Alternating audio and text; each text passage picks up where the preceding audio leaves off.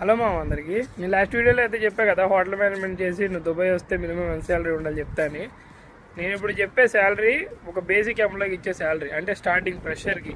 ఇక్కడ అదేంటంటే food accommodation provide చేసి 1500 శాలరీ ఇస్తున్నాడా కన్ఫర్మ్, కళ్ళు మూసుకొని ఇక్కడికి వచ్చి నువ్వు. అది ఫుడ్ అకామిడేషన్ మనకి హోటల్ ఇండస్ట్రీలో ప్లస్ పాయింటే ఇది. ఫుడ్ అకామిడేషన్ కంపెనీ చూసుకుంటుంది. ఒకవేళ ఫుడ్ అకామిడేషన్ కంపెనీ చూసుకోవట్లేదా, ఆ కంపెనీ స్కిప్ కొట్టే ఆ హోటల్ని వేరే హోటల్లో చూసుకో. కంపెనీ ఫుడ్ అకామిడేషన్ ఇవన్నీ ప్రొవైడ్ చేసి 1500 ఇంకా ఎక్కువ కూడా వస్తాయి. నేను చెప్పేది బేసిక్.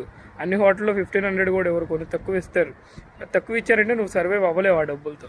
మినిమం 1500 ఉన్నాయి అనుకో, నువ్వు సర్వైవ్ అవ్వగలవు, ఇంటికి పంపించుకోగలవు, ఇక్కడ నీ ఖర్చులకి ఉంటాయి. అందుకని చెప్తున్నా.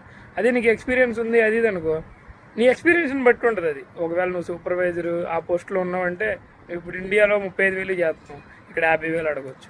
అలా ఉంటుంది. వచ్చే ముందు అయితే చూసుకొని రా, ఇక్కడికి వచ్చాక అయితే ఇబ్బంది పడకూడదు.